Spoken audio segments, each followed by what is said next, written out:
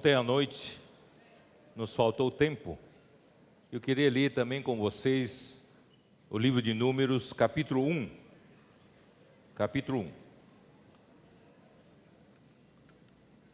No segundo ano após a saída dos filhos de Israel do Egito, no primeiro dia do segundo mês, falou o Senhor a Moisés no deserto de Sinai, na tenda da congregação, dizendo: levantai censo de toda a congregação dos filhos de Israel, segundo as suas famílias, segundo a casa de seus pais, contando todos os homens nominalmente, cabeça por cabeça. Da idade de 20 anos para cima, todos os capazes de sair à guerra em Israel, a esses contareis segundo os seus exércitos, tu e Arão. De cada tribo vos assistirá um homem que seja cabeça da casa de seus pais. Versículo 17, ou versículo 16. Estes foram os chamados da congregação, os príncipes das tribos de seus pais, os cabeças dos milhares de Israel. Então Moisés e Arão tomaram estes homens que foram designados pelos seus nomes. Irmãos, o povo de Deus forma um exército, o exército de Deus. De cada tribo era contado todo homem acima de 20 anos, que são os que são capazes de sair à guerra. Irmãos, nós estamos aqui na terra para reaver o reino de Deus, né?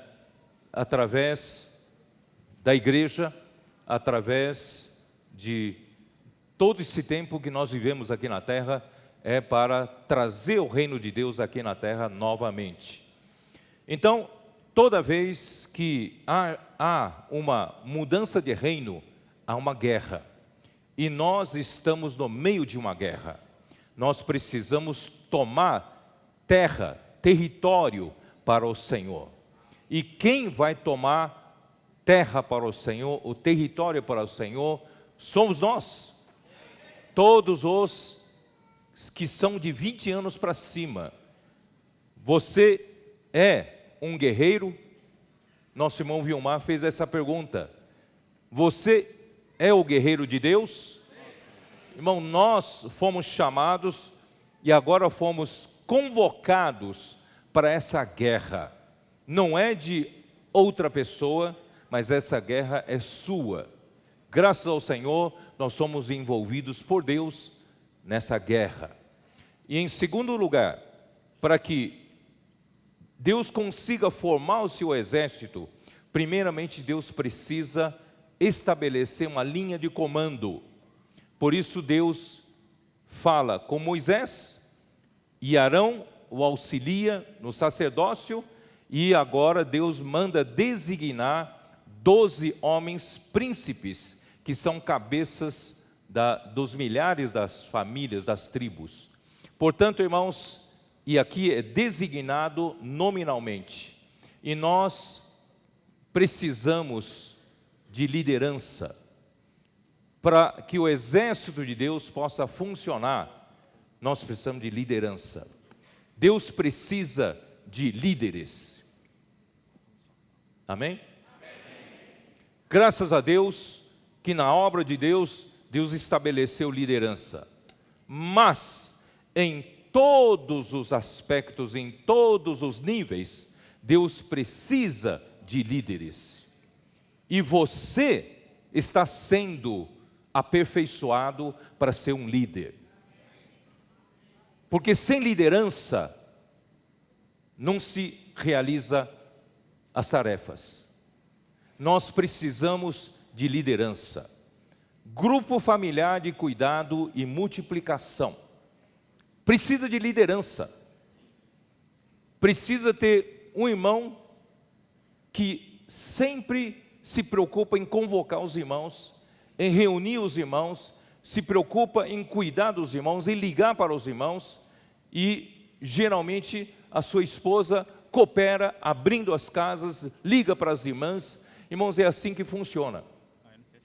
Só que esse irmão precisa, no mínimo, aperfeiçoar outro irmão líder. E assim, irmãos, sucessivamente, nós vamos, em cada grupo familiar, formando líderes. E quando houver o segundo líder, terceiro líder, irmãos, nós teremos como nos multiplicar.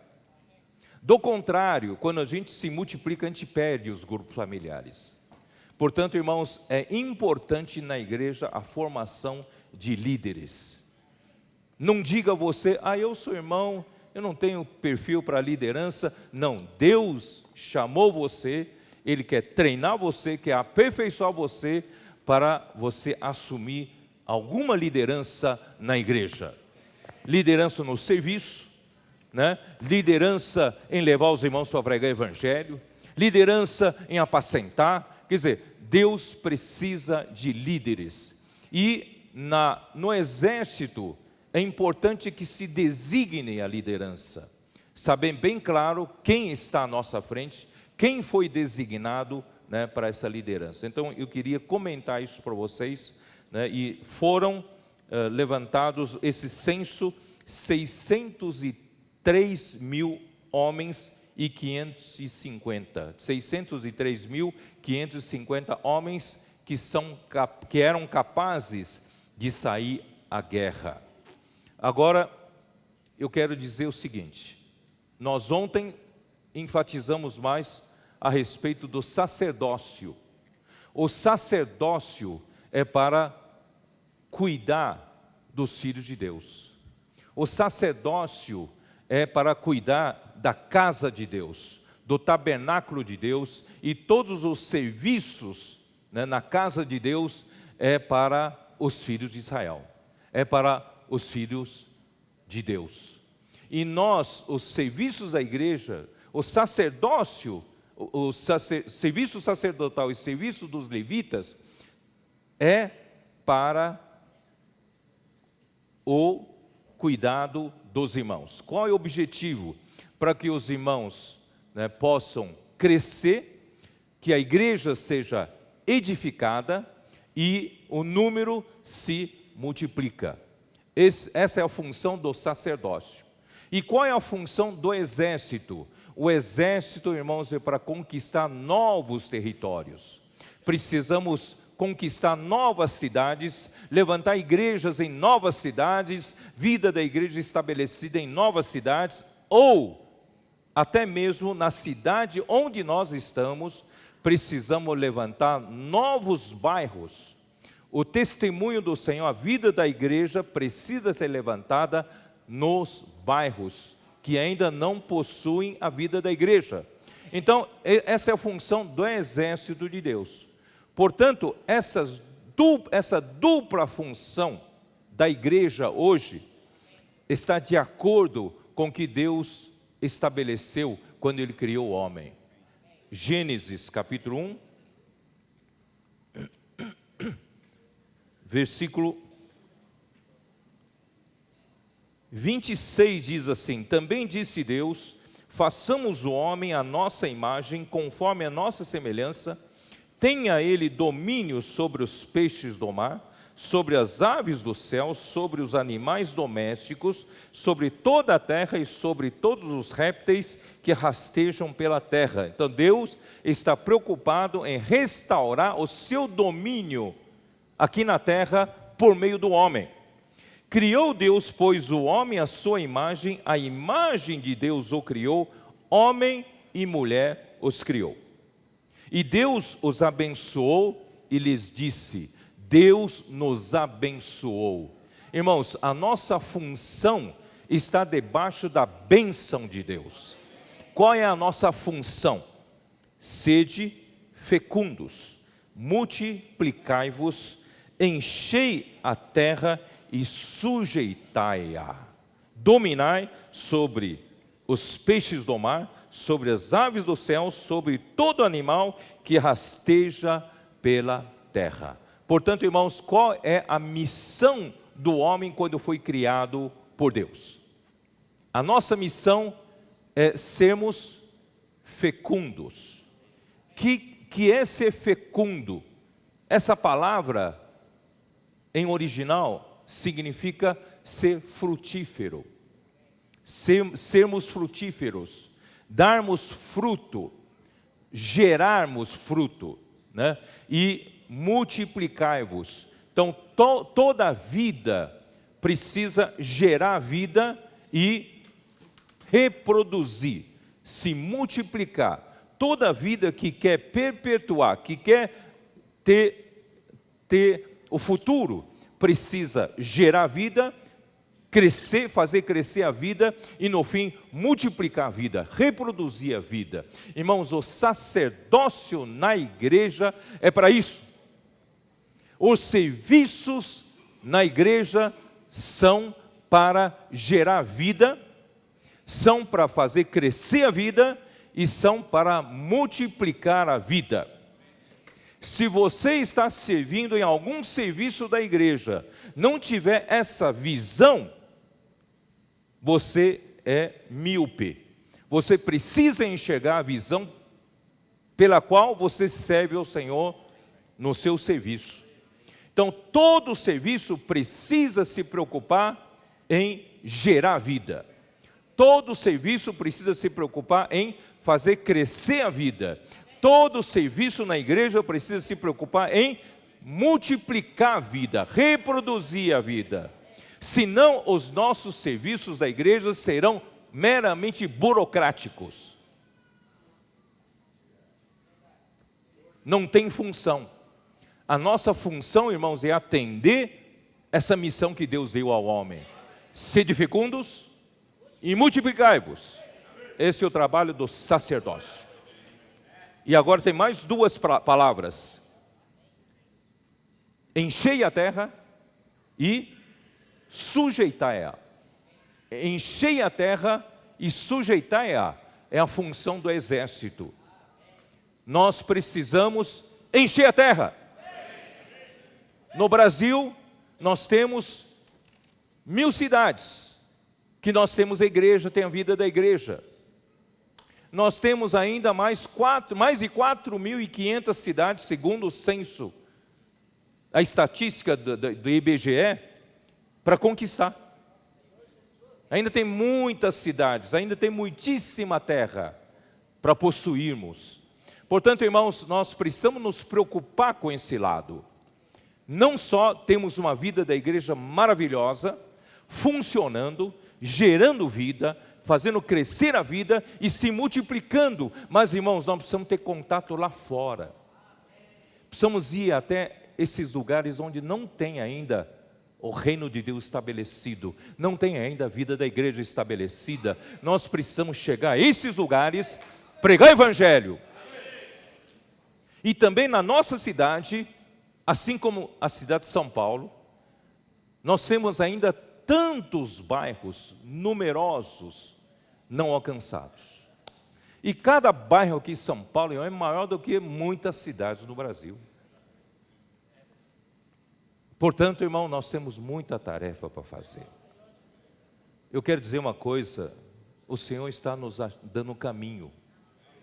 Graças a Deus pela comportagem dinâmica. A comportagem dinâmica, não que seja o único canal para fazer esse trabalho, mas a comportagem dinâmica nos fez, pelo menos para mim, descobrir um princípio. Qual é o princípio? O princípio, quando essa primeira equipe foi criada, é um princípio de obedecer a palavra do profeta. Ele creu na palavra do profeta. Não tinha nenhuma habilidade para fazer comportagem, mas creu na palavra do irmão Dong. Eles foram na raça. Não sabiam fazer nada, mas vamos orar. Vamos nos encher do Espírito e confiar na palavra do profeta.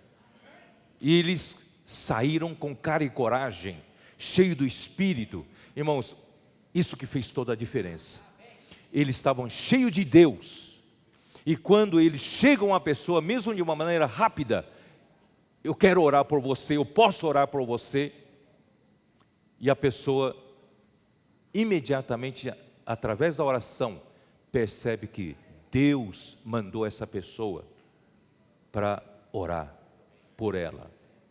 E milagres acontecem. E essa pessoa vai dizer: como é que essa pessoa sabe dos problemas que eu tenho?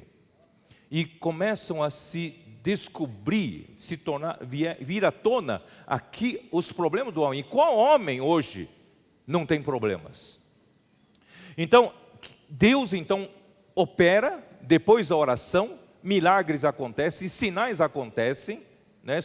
Os livros são passados, e porque sempre é bom, depois de orar, a pessoa tocar, e você deixar um livro na mão da pessoa, porque o livro, ele prolonga o trabalho. Só a oração, o efeito é instantâneo, mas se você deixar um livro, esse livro continua trabalhando na pessoa e deixa um contato. Bom, o que eu estou querendo dizer para você? Eu descobri esse princípio, de que nós, a igreja, para lutar, para conquistar terreno, é conquistar pessoas.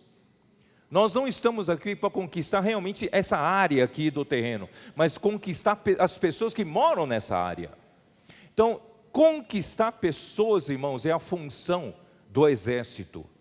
E como vou conquistar as pessoas? Irmãos, através desse espírito de oração, através de eu estar cheio de Deus, cheio do Espírito, e eu vou contatar a pessoa que está com necessidade. Deus já criou necessidade, e eu com coragem falo, eu oro pela pessoa, e a pessoa recebe a oração e percebe que teve um encontro com Deus. Irmãos, eu creio que é o nosso trabalho.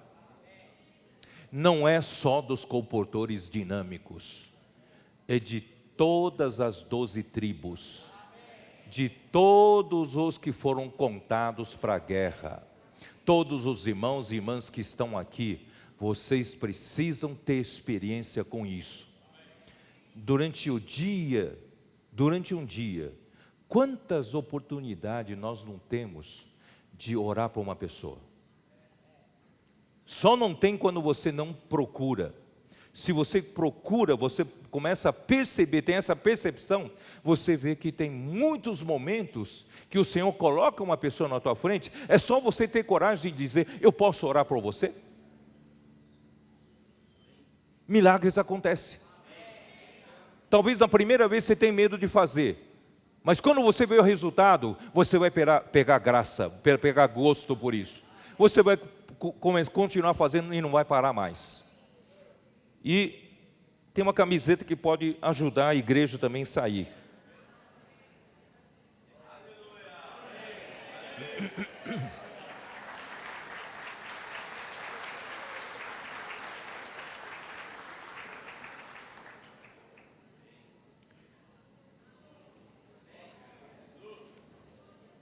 Essas camisetas estão lá fora, já acabaram estoque, já acabou o estoque, mas aceita esse pedido, tá?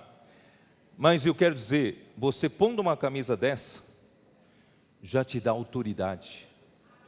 Claro que isso não é no dia a dia. No dia a dia você vai na roupa normal e você apareceu uma oportunidade, sabe? Toma coragem, se enche de Deus, vai falar: eu posso orar por você?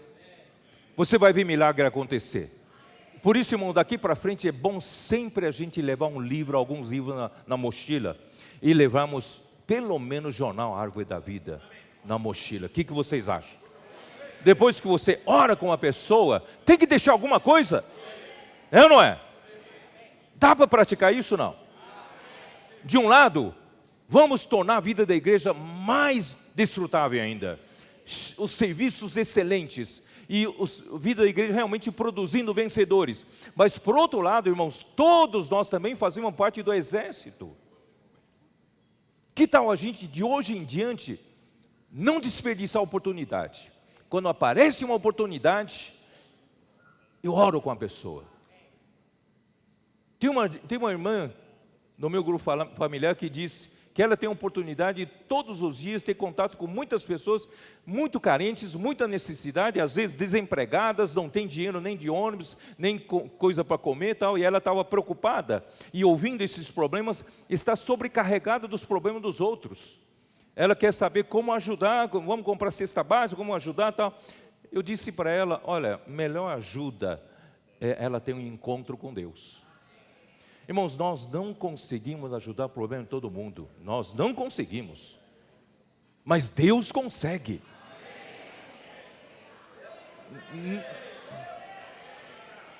Não se sobrecarrega emocionalmente com o problema dos outros.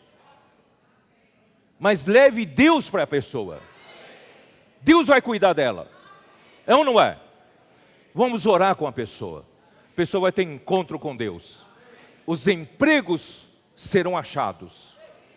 Problemas de fome serão resolvidos. Rivelino, você pode vir aqui rapidamente, não? Dar alguns testemunhos. Pega um microfone aqui para ele. Sabe que o Rivelino veio de Goiôerê, tá? Uma cidade que não tem nem no mapa, mas hoje está em Cambé. Sobe aqui. Ele trouxe essa semana, 15 colpotores dinâmicos fervendo, cheios de experiência, estavam tão alegres. Ele quis dar um prêmio para esses 15 colpotores lá de Cambé, Paraná. Pegaram uma van, andaram quantas horas de viagem? 7 horas de viagem. Só para almoçar conosco e contar as experiências, e voltaram alegres aqui, foram para lá. Então foram tantos testemunhos, que eu falei, Rivelino, então você tem que contar alguma coisa para os irmãos aqui, tá? Então conta alguma coisa. Ó Senhor Jesus. Põe o microfone. Amém? Está me ouvindo? Invoca comigo para me ajudar aí. Senhor Jesus. Amém? Ó Senhor Jesus. Nós também estamos seguindo essa mesma linha da comportagem dinâmica, que o Pedro falou, que os irmãos acreditaram na palavra do profeta, e deu resultado, né? Nós saímos também da conferência muito encorajados com a palavra do Pedro, com o encargo dele, e nós também resolvemos praticar essa questão da oração. E, irmãos, tudo mudou na minha vida, na vida da minha família. Não vou chamar minha esposa para contar os testemunhos, que ela fica com vergonha, né? Mas ela está com bastante testemunho também. E ali na nossa região, onde nós estamos trabalhando com os comportores, nas igrejas, nós estamos experimentando, irmãos, algo maravilhoso. Simplesmente porque nós mudamos a nossa maneira de atuar. Então, nós estamos começando, todo o contato que nós fazemos é por meio, primeira coisa, oração. Ó Senhor Jesus! E nós aproveitamos toda a oportunidade. E muitos, irmãos, muitos milagres têm acontecido. Se for para contar tudo aqui, eu vou ter que pedir para o Pedro parar a mensagem, não vai dar tempo, né? Vou contar alguns assim mais expressivos. Eu estava chegando no consultório, uma manhã, e aí encontrei uma mocinha, estava ali na sala de espera, ali, quietinha, assim, e tal, né? Magrinha, assim, tal. Eu falei, eu vou orar com essa menina aqui. Era 8 horas da manhã, estava meio na alma, né? Meio ainda na alma e tal, né? Aí vem aquele, como o Pedro falou, vem aquele medinho, aquela vergonha, né? Só que ao mesmo tempo, irmãos, esse medinho, essa vergonha, não pode ser maior do que a nossa visão de fazer parte do filho varão. Né? O Senhor, irmãos, nos ama e nós amamos o Senhor. Nós amamos a volta do Senhor. Então esse medinho, essa vergonha que todos nós sentimos, não pode ser maior do que a comissão que Deus deu para nós. Então naquele momento que dá aquele medinho, aquela vergonha, o Senhor fala com você, né? Vamos lá, rapaz. Você precisa fazer parte do filho varão. Vamos, vence esse medo, essa vergonha. E com isso eu já peguei aquela mocinha ali e falei, vamos invocar o nome do Senhor. Oramos ali. Quem que era essa mocinha, irmãos? Ela e o esposo, era líder de um grupo de jovens, de 50 jovens. Ó Senhor Jesus! Hoje esses grupos de 50 jovens estão anexados ao nosso projeto do Avança Jovem. Estamos participando de reuniões toda semana juntos. Hoje estão tendo um evento na chácara com mais de 100 jovens. É um milagre ou não é, irmãos? Senhor Jesus! Então, acho que nós temos a expectativa que muitos milagres desses possam acontecer na vida de cada um de nós que estamos aqui, né? Aí, outro dia também eu estava no consultório, né? Estava com um jaleco assim de dentista, sou dentista, né? Aí tocou na campainha lá, eu quero falar com a secretária e tal. Pode, eu fui atender, porque estava meio cheio lá. Aí a pessoa subiu, eu falei, bom, aqui não importa quem quer que seja, eu vou orar por essa pessoa, né? Aí ela foi subindo, de repente apareceu uma moça alta, assim, bonita, era gerente do banco, né? Eu falei, é você mesmo, né? Aí eu falei assim, eu quero orar por você. Ela levou um susto, ela olhou para mim assim, viu ali, né? Doutor, não sei o quê, ela ficou assim, você vai orar por mim? Achou que tinha entrado no lugar errado, né? Não, eu mesmo quero orar por você vai orar por mim aqui? Eu falei, aqui mesmo. Ela falou, maravilhoso. Ela já fez assim, ó. Aí, irmãos, fiz uma oração por ela. Aí, quando terminou a oração, eu terminei a oração, abri meu olho, ela estava de olho fechado ainda, assim, ó. Aí ela abriu o olho e falou assim, acabou? Né? Falei, agora você vai invocar o nome do Senhor comigo. Ela invocou o Senhor, falei, agora você vai levar esse livro aqui, Dias Mais Sábios, só R$50, né? E ela pegou aquele livro, irmãos, levou para casa. Então, essa foi uma grande experiência que nós tivemos também. Tá, eu estava indo no Uruguai, né? Não sei quem conhece aqui o Uruguai. O uruguaio é um argentino mal-humorado, né? Tem algum uruguaio aqui ou não? Aí, nós estávamos num restaurante, irmãos, ali na divisa, ali, almoçando, estava indo para Montevidéu. E um garçom uruguaio atendendo a gente, né? O tempo inteiro ali e tal. Aí eu falei, não posso perder a oportunidade, né? Estou aqui no Uruguai. Aí eu falei assim, nós queremos orar por você. Aí ele ficou todo assim, né?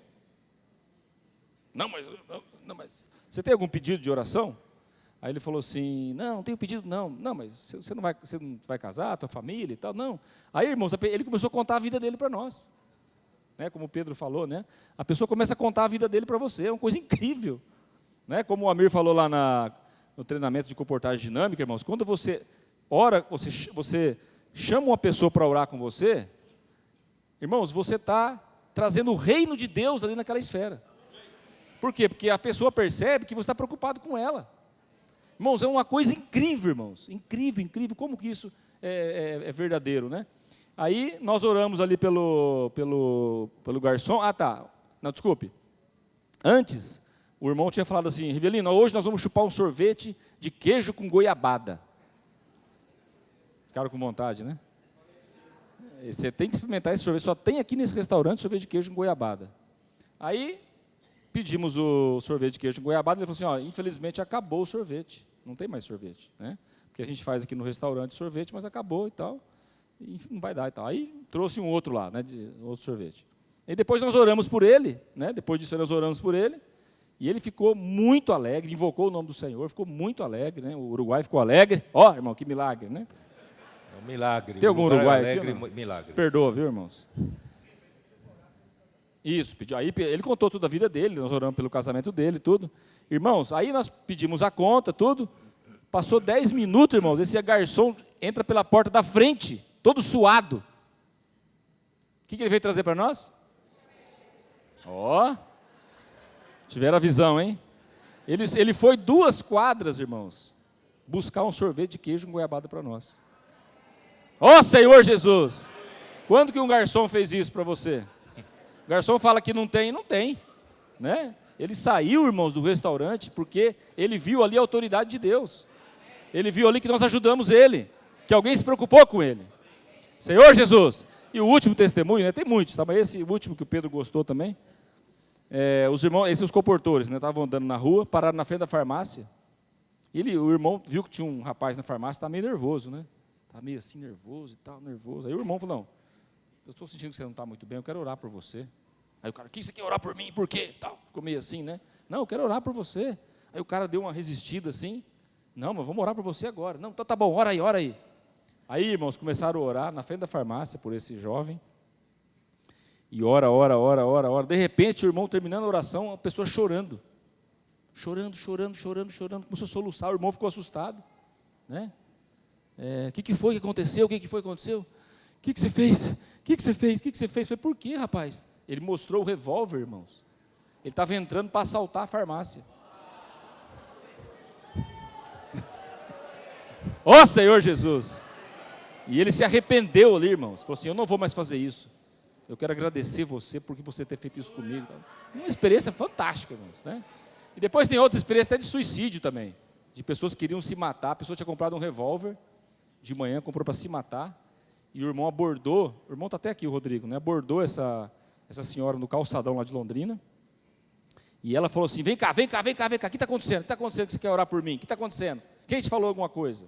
E trouxe ele para dentro da lanchonete, pagou um suco para ele, e falou assim, quem é que falou para você o que está acontecendo na minha vida? Ele falou, não, eu só quero orar por você, quero que você invoque o nome do Senhor, quero que você compre esse livro. Não, porque aí ela contou toda a história da vida dela para ele, que ela tinha comprado um revólver naquele dia e que ia se matar à noite. Ó Senhor Jesus! E tem muitos milagres acontecendo, irmãos, muitas casas estão sendo abertas. Só mais um, tá, Pedro? Só mais um. Vai. Só mais um. Vai embora. Esse aqui o Wesley vai gostar, Começou a orar pela irmã lá, orou na casa dela. De repente ela falou assim, irmão, essa pessoa não tinha igreja, não conhece a gente, tá? Ela falou assim, eu queria agradecer vocês por ter vindo aqui na minha casa hoje, porque realmente esse ano eu tive esse sentimento do Senhor. O irmão não tinha falado nada para ela, tá? Só tinha orado. Ela falou assim, eu quero subir de nível. Next level. Irmão, não, eu não estou inventando. A irmã está aqui nessa conversa. A irmã que aconteceu está aqui. Qualquer coisa eu chamo ela, se você não acreditar, tá? Né, Denise? Você está aí, né? Então, ela falou assim, eu quero subir de nível. Aí a irmã, né, falou, mas será que ela ouviu a conferência, né? Aí passou mais um pouquinho, ela falou assim, porque a minha vida vai entrar num novo ciclo.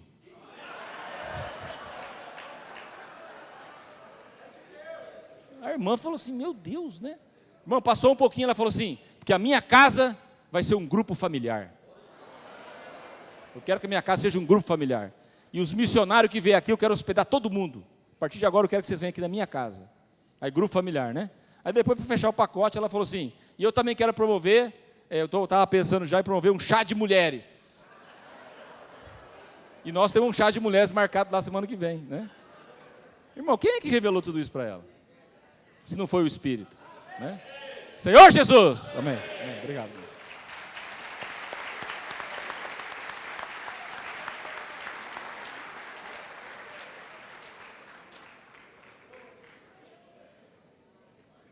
O que quero dizer com isso é de que você e eu, nós podemos fazer isso.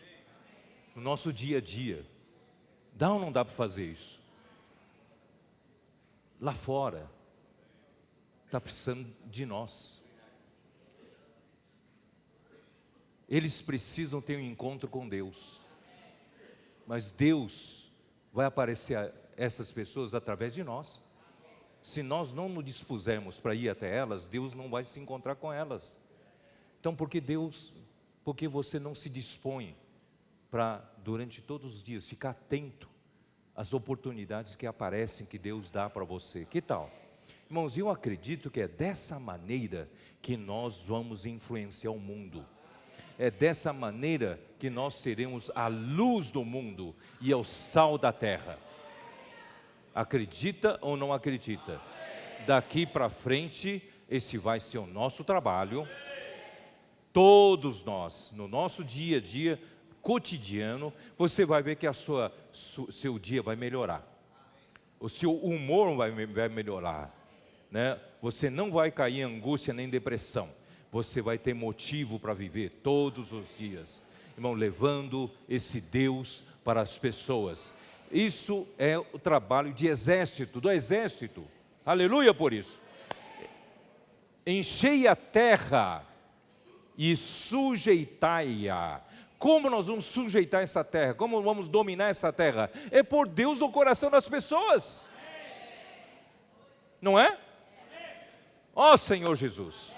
Então, o sacerdócio é para gerar, crescer e se multiplicar. E o exército é para encher a terra e dominar essa terra para o Senhor. Que o Senhor possa nos usar para isso, irmãos. Senão a gente fica vivendo muito para dentro e nós não vivemos para fora. Tem tantas pessoas necessitadas.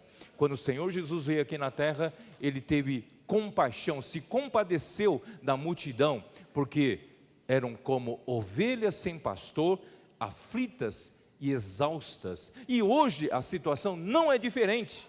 Quanto mais se aproxima o final dos tempos, a coisa piora. A situação está pior. Portanto, irmãos, vamos levar Deus para as pessoas.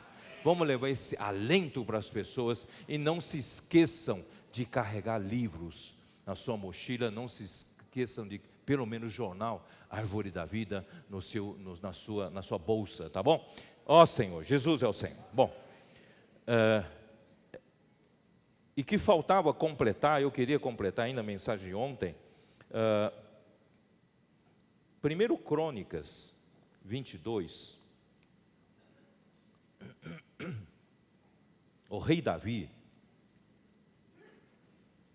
depois de passar poucas e boas, e quis no final levantar um censo por conta própria, não foi pelo Senhor, e Deus então castigou a ele, e ele preferiu o castigo de Deus, e o povo, houve o anjo do Senhor, quando estava à eira de Ornã, o Jebuseu, e estava para destruir Jerusalém. Então foi nessa hora que Davi orou, e o anjo do Senhor, que estava à beira, parou, se retirou, não continuou. E Davi comprou essa eira, e essa eira se tornou um lugar para a edificação do templo, que Salomão, ele preparou todo o material, Salomão edificou o templo nesse lugar. E a partir daí, Davi sabe que não era ele que irá edificar o templo, mas Salomão. E quando se edificar o templo, haverá necessidade de todo serviço no templo. Porque passou a época dos tabernáculos, mas a arca de Deus ainda estava vagando para um lugar para outro, não tem um lugar fixo. Então Davi resolveu edificar um templo para o Senhor, e o Senhor aprovou. E Salomão ia edificar o templo, mas edificado o templo sem serviço é jogar para as traças. O templo sem funcionamento, sem os serviços, não é isso, devidos, uma igreja sem serviço, irmãos, é jogada às traças. Então, Davi então se preocupou em restaurar todos os serviços, Então aqui, capítulo 22 de 1 Crônicas, ali então Deus fez o Davi fazer os preparativos para a edificação do templo, está no capítulo 22. E capítulo 23, ele restaura as funções dos levitas, tá? Os levitas precisam começar a funcionar, porque esse tempo todo estavam parados, agora precisam funcionar. E levantou um censo entre os levitas de 30 anos para cima, 38.000 levitas. Então Davi tinha à sua disposição 38.000 levitas, que ele precisava dar função para cada um desses levitas. Ele deu a função no capítulo 23, versículo 4. Destes havia 24.000 para superintenderem a obra da casa do Senhor. Quer dizer, dos 38.000, 22.000 são para supervisionar a construção do templo, tá? E 6.000 serão oficiais e juízes. E depois, 4.000 serão designados para serem porteiros, que vão ficar nas portas do templo. E 4.000 para louvarem o Senhor com os instrumentos que Davi fez para esse mistério. Quer dizer, Davi, ele era um instrumentista, ele cantava, e ele tocava harpa, lembra? E ele então fez instrumentos, ele mesmo criou instrumentos para louvarem ao Senhor. Então Davi os repartiu por turnos, está no versículo 6,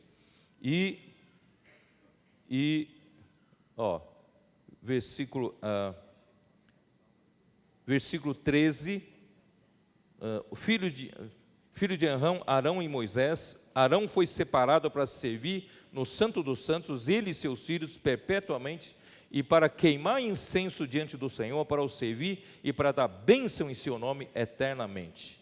Quanto a Moisés, homem de Deus, seus filhos foram contados entre a tribo de Levi. Como não havia mais necessidade de carregar cargas do tabernáculo de um lugar para outro quando Deus se move, porque agora será um templo fixo, então esses levitas não precisarão mais carregar os utensílios do tabernáculo. Então o cargo deles, aqui ó, está no capítulo 23, versículo 25 diz assim: porque disse Davi, o Senhor Deus de Israel deu paz ao seu povo e habitará em Jerusalém para sempre. Quer dizer, o templo agora vai ficar fixo, não é mais um tabernáculo que se movia de um lugar para outro, tá? Assim os levitas já não precisarão levar o tabernáculo e nenhum dos utensílios para o seu ministério. Vocês estão entendendo, né?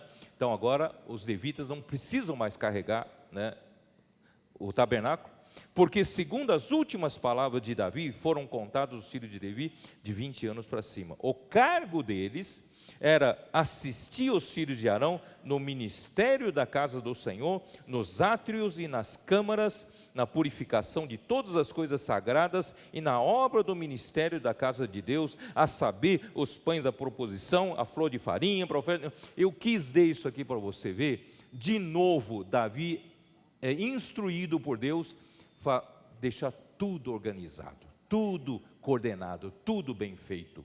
Irmão, na casa de Deus tudo é bem feito. Não vamos fazer coisa de qualquer jeito na casa do Senhor. Vamos mudar o nosso conceito daqui para frente. Muitas vezes, irmãos, a gente aluga um local de reuniões, leva minha geladeira velha para local de reuniões, leva meus utensílios velhos, móveis velhos para local de reuniões. Irmão, tem que mudar o conceito. A casa do Senhor tem que ter o melhor. Sempre o melhor. Não dá resto para o Senhor, não. Senhor Jesus. Bom, onde eu quero chegar? Vamos falar dos cantores. Nós temos aqui, por quê? Porque eu gostei muito dos irmãos que se propuseram, né, para fazer, cuidar da questão das músicas nossas. Eles criaram o nome 288. E 288, na verdade, é o que Deus, através de Davi, estabeleceu para o trabalho de louvor dos cantores e dos que tocam instrumentos para louvar o Senhor. Então, capítulo 25, versículo 1 diz assim: Davi, juntamente com o chefe do serviço, separou para o ministério dos filhos de Asaf, de Emã e de Jedutum, para profetizarem com harpas, alaúdes e símbolos. Irmãos, o louvor é para profetizar. O louvor não é meramente para louvor. O louvor fala Deus para você. Entendeu? Então essa é a função do louvor. Essa é a função de tocar um instrumento. Na hora de tocar um instrumento, você tem a fé de que ao tocar meu instrumento, eu estou profetizando para as pessoas, tá? Então, o rol dos encarregados nesse ministério foi dos filhos de Asaf e tal, e termina assim no versículo 2, que exercia o seu ministério debaixo das ordens do rei, tá? No versículo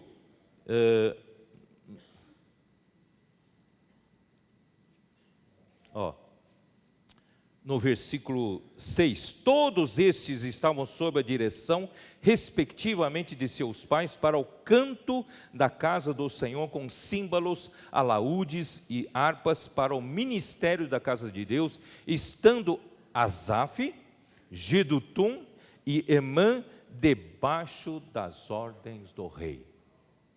Então, quando eu me reuni com esses irmãos que pegaram encargo para fazer produção musical para nós, eu conversei com eles da seguinte forma: esse serviço é da obra, esse serviço é para a obra, esse serviço não é uma obra particular de vocês, tem que estar debaixo das ordens de Davi. Os irmãos estão entendendo? não é um serviço para desenvolver meu encargo pessoal. Eu fiquei tantos anos compondo música e eu quero nessa hora descarregar meu encargo e passar minhas músicas para os irmãos. Não é esse encargo. O encargo é estar debaixo das ordens do rei. Se não houver essa linha de comando, irmãos, vai estar tudo perdido. Nosso trabalho vai virar um caos. Mas graças ao Senhor, irmão, no exército de Deus, na casa de Deus, tem ordem. Tem uma voz de comando, uma linha de comando. Não, não é? Senão nós vamos ter quantas vozes de comando entre nós?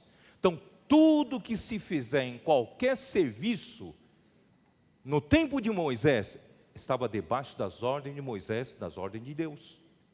E no tempo de Davi, debaixo das ordens de Davi. Tá? Então eu queria só mostrar esse fato aqui para vocês entenderem como os serviços na igreja precisam ter essa ordem. Do contrário, irmãos, Deus não manda nada entre nós. Somos nós que mandamos. Deus precisa ter um comando entre nós. Deus precisa ter uma voz de comando entre nós. E assim, irmão, nós vamos seguir harmoniosamente. E as coisas terão bênção de Deus. Quando eu estiver fazendo uma coisa meramente por um encargo pessoal, não tem a bênção de Deus. Mas se nós vamos na direção de Deus, irmãos, nós teremos a bênção de Deus. Por isso, irmãos, isso é muito importante eu falar antes de entrar no encargo de hoje de manhã. Ó Senhor Jesus. Ontem, na verdade, eu tinha preparado essa mensagem para André compartilhar.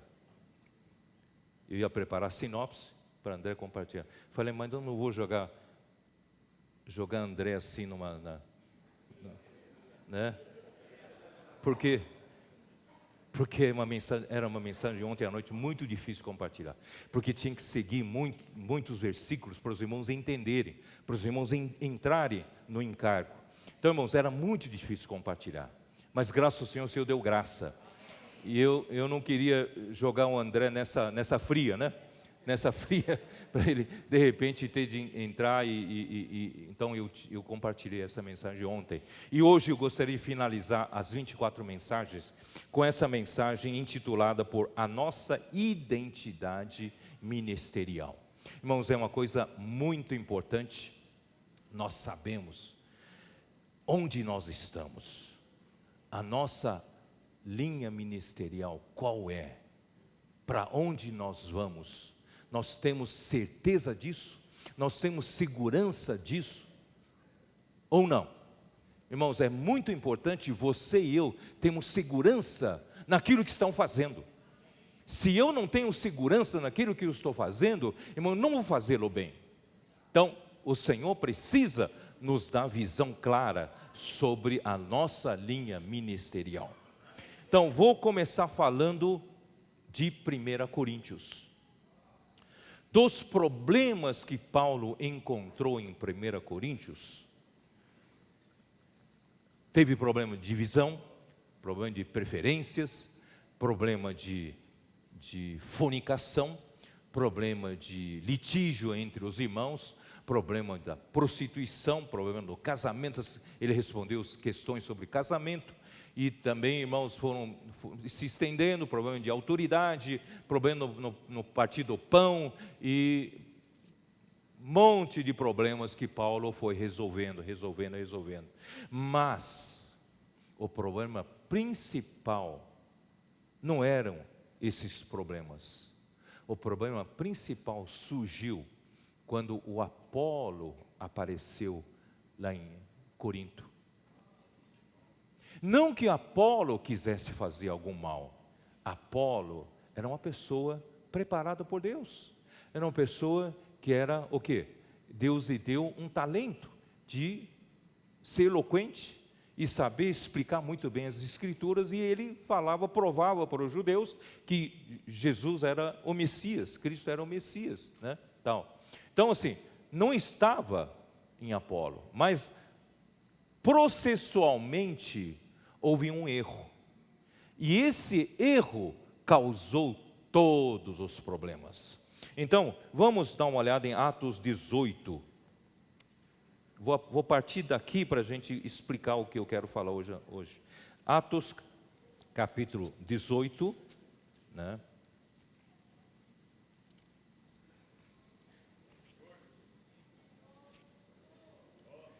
Versículo 24. Nesse meio tempo, chegou a Éfeso um judeu, natural de Alexandria, chamado Apolo, homem eloquente e poderoso nas Escrituras. Ele era um homem eloquente, Deus deu esse talento para ele, era eloquente, ele era poderoso nas Escrituras, conhecia muito bem o Antigo Testamento, né? Era ele instruído no caminho do Senhor, e sendo fervoroso de espírito, falava e ensinava com precisão a respeito de Jesus, porém conhecendo apenas o batismo de João. Ele, pois, começou a falar ousadamente na sinagoga, ouvindo-o, porém, Priscila e Áquila, tomaram-no consigo e com mais exatidão lhe expuseram o caminho de Deus. Então lhe faltava ter esse ajuste na visão e no caminho de Deus que Áquila e Priscila, esse casal precioso, deu a ele, ajustou Apolo. Querendo ele percorrer Acaia, vocês sabem, é a província romana onde ficava Corinto. Ele queria ir até a região de Corinto e animaram-no os irmãos e escreveram aos discípulos para o receberem.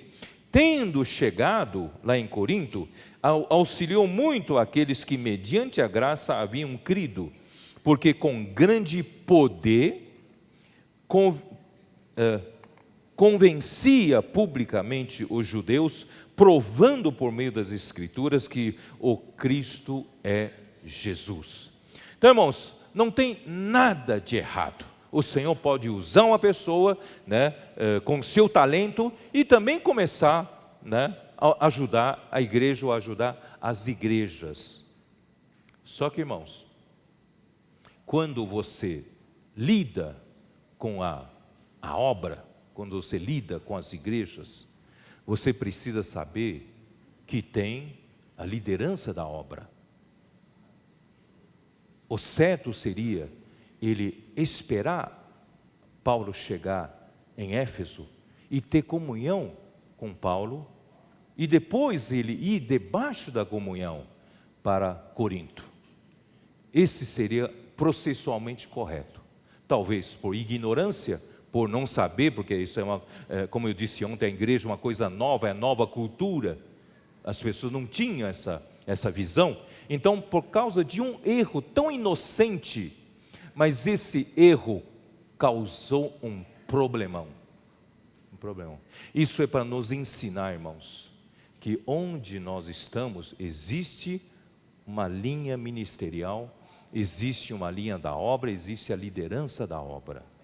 A gente precisa aprender a fazer tudo na comunhão, para que Satanás não nos use, ainda que inocentemente, causar problemas na igreja. E isso começou a causar problema de divisão, porque os coríntios eram muito dados a ouvir grandes homens sábios nas praças que são chamadas de ágora, não é isso? É ali no ágora, na ágora, não sei, né? E ali discursava, né, os filósofos, os sábios, e apresentavam suas opiniões, suas ideias, e o povo, né, ouvia, e alguns concordavam, outros seguiam, outros rejeitavam. Quer dizer, era assim que se praticava a democracia na Grécia. E entrou Apolo do jeito dos gregos, pelo gosto dos gregos, uma pessoa eloquente, sabe falar bem, é poderoso, tal. Então, alguns gregos que têm essa tendência começaram a dizer: opa, esse aqui sim, esse aqui é mais do que Paulo. Aí começaram a comparar com Paulo, entendeu? Então, irmãos, esse é o problema. É importante eu deixar isso claro, né, para os irmãos. Então, o certo, irmãos, seria o quê? Dá uma olhada em 2 Coríntios capítulo 10. 2 Coríntios capítulo 10, versículo 13. Paulo fala assim: nós, porém, não nos gloriaremos sem medida, mas respeitamos, olha, essa palavra é importante, respeitamos o limite da esfera de ação que Deus nos demarcou e que se estende até vós, os coríntios. Os irmãos estão entendendo que Deus demarca uma obra para Paulo, demarcou, e esse limite da esfera de ação que Deus demarcou para Paulo, começou lá em Antioquia, e agora se estende até o Corinto. Então, dentro desse limite de ação que Paulo atuou, pregou o evangelho, levantou igrejas, irmãos, Deus demarcou para Paulo. Então, quando você, talentoso, quiser ajudar algumas igrejas ali na região, irmãos, saiba que Deus demarcou para alguém. Você precisa estar fazendo, alinhado com essa pessoa e subordinando-se a essa linha de ação. Do contrário, irmãos, nós vamos causar muitos problemas, porque não ultrapassamos os nossos limites, como se não devêssemos chegar até vós, posto que já chegamos até vós com o evangelho de Cristo.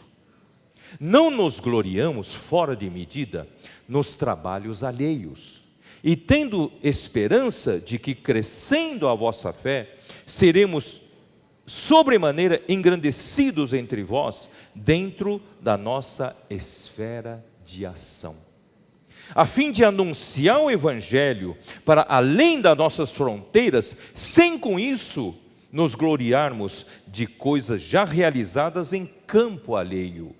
Aquele, porém, que se gloria, glorie-se no Senhor, porque não é aprovado quem a si mesmo se louva, e sim aquele a quem o Senhor louva. Irmãos, vocês percebem que Paulo, em 1 Coríntios, ele não teve coragem, o ambiente certo, para ele falar mais claramente qual é o problema ali. O problema dele com Apolo. Por quê? Porque de certa forma, Apolo estava na região dele ainda. Então por isso que ele falou ainda de uma forma muito polida, e não foi direto ao assunto. Mas quando terminou a sua primeira carta aos Coríntios, irmãos, o assunto não foi resolvido. É por isso que ele escreveu a segunda carta aos Coríntios, só para tratar desse assunto. 2 Coríntios inteirinha é para tratar do ministério da nova aliança, e ministro da nova aliança, e no capítulo final 16, no último capítulo, já no fechado da segunda carta aos Coríntios, Paulo fecha esse assunto sobre a autoridade apostólica, porque estava engasgado. Por causa dos coríntios, ele tinha que aperfeiçoar os coríntios, porque senão, irmãos, essa obra vai dar confusão. Então, graças ao Senhor, que nós temos todos esses exemplos na nossa frente. Romanos, capítulo 15, dá uma olhada em Romanos, capítulo 15. Senhor Jesus, versículo 18. Porque não ousarei discorrer sobre coisa alguma, senão sobre aquelas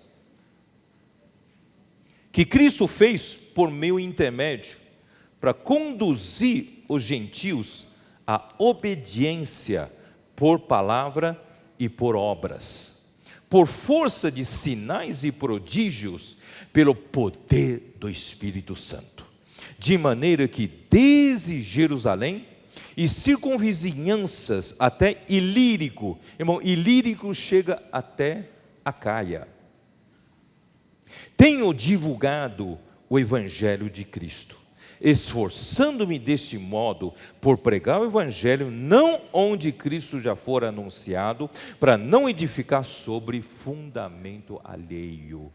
Bom, veja como é importante esse assunto. Antes, como está escrito, hão de vê-lo aqueles que não tiveram notícia dele, e compreenderam os que nada tinham ouvido a seu respeito.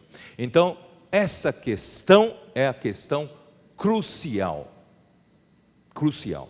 porque Paulo ainda estava com Apolo no final, se eu não me engano aqui no final de 1 Coríntios, é isso, né?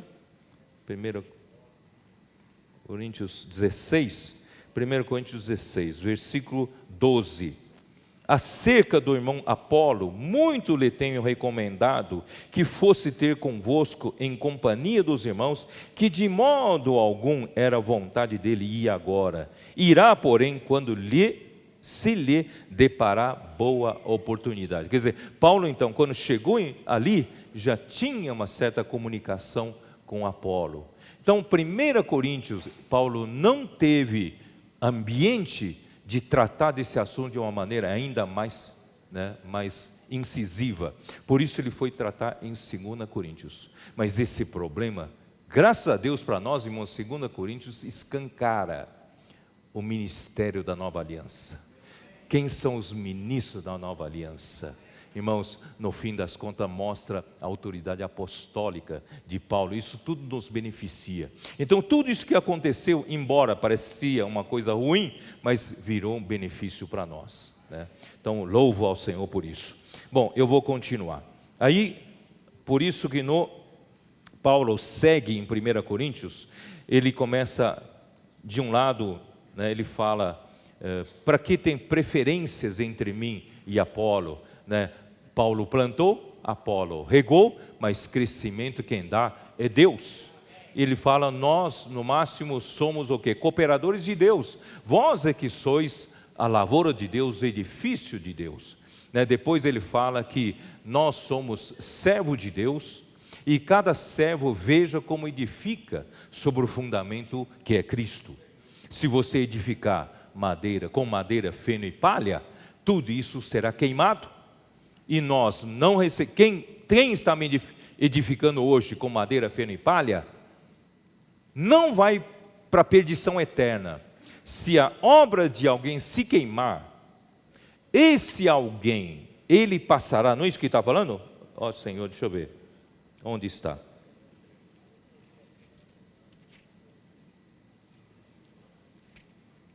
No capítulo 3, né? 1 Coríntios 3, versículo 15, se a obra de alguém se queimar, sofrerá ele dano, mas esse mesmo será salvo, todavia, como que através do fogo. Isso quer dizer o quê? Nós, uma vez salvos, somos salvos para sempre. A salvação não se perde, mas depende da obra que você faz hoje na terra. Pode ser madeira, feno e palha. Se for madeira, feno e palha, não vai valer nada diante do Senhor.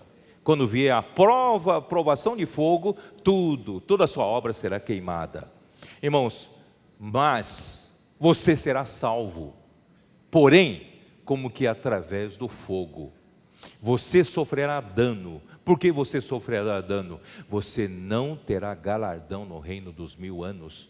E durante o reino dos 1000 anos, irmãos, você estará como que passando pelo mesmo fogo, do fogo eterno, mas esse fogo é para te amadurecer, não é para te destruir. Então Deus ainda Ele quer te amadurecer, e no final, na Nova Jerusalém, você ainda participar. Mas melhor, irmãos, é não passar por isso. O melhor é hoje nós já edificarmos com ouro, prata e pedras preciosas. Edificar com Deus triuno. Por isso, irmão, não ponha a sua mão natural na edificação.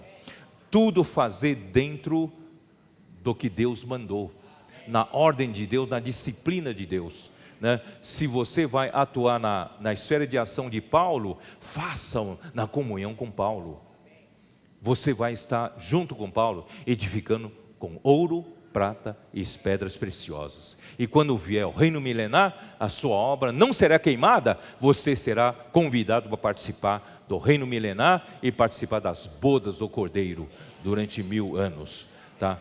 Então Paulo, ele com muito cuidado fala sobre isso, mas quando ele chega aqui e fala no capítulo 4, versículo 6, estas coisas, irmãos, apliquei-as figuradamente a mim mesmo e a Apolo por vossa causa, para que por nosso exemplo aprendais isto, não ultrapasseis o que está escrito, a fim de que ninguém se ensoberbeça a favor de um em detrimento de outro. Irmãos, não sei se vocês percebem, quando se há preferência, na verdade, não é nem que você quer exaltar uma pessoa, é você quer demonstrar que você está certo.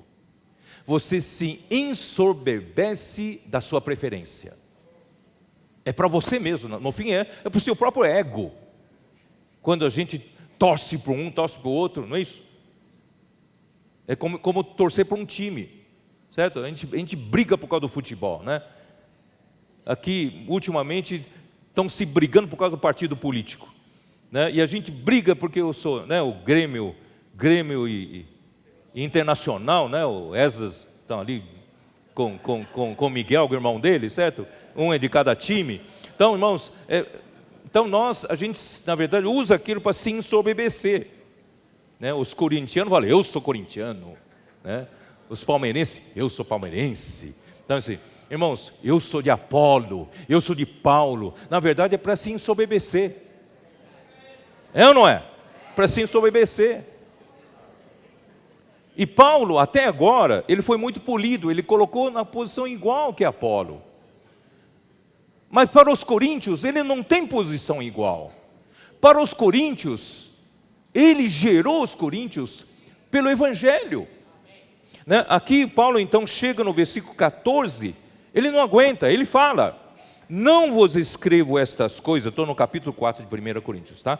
Não vos escrevo estas coisas para vos envergonhar, pelo contrário, para vos admoestar como a filhos meus amados. Eu não quero envergonhar vocês, eu quero só, né, incriminar vocês, eu quero ajudar, porque eu sou pai de vocês. Porque ainda que tivesseis milhares de preceptores em Cristo, preceptores em grego aqui é pedagogos, são instrutores de meninos. Naquele tempo, o dono da casa, ele pegava o melhor dos seus escravos de casa, que são mais instruídos, com mais capacidade, e entrega a eles a instrução dos filhos. E assim que funcionava. Esses então eram os preceptores, cuidavam das crianças, ensinavam as crianças. Então, ainda que vocês tivessem milhares de instrutores e meninos, mas vocês não teriam muitos pais. E eu, é isso, né? Contudo, muitos pais, pois eu, pelo Evangelho, vos gerei em Cristo Jesus. Você compararia o seu pai com outro homem? Você diria, puxa, se eu queria que o meu pai fosse como aquele homem, e eu acho que eu vou adotar aquele homem para ser meu pai, você faria essa tolice? Talvez haja quem faça, mas irmãos, o homem normal não faria nunca. O pai só tem um, o seu pai é seu pai. Você não tem preferência por outro homem para ser seu pai, porque seu pai é seu pai. É ou não é? Acho que os irmãos aqui não tem muito pai querido aqui, né? Ninguém. Tem irmãos aqui falando, não, meu pai, né? Eu tenho problema com meu pai, né? Mas irmãos, pai é pai. É ou não é? Ó Senhor Jesus, será que tantas famílias anormais aqui? Não é possível.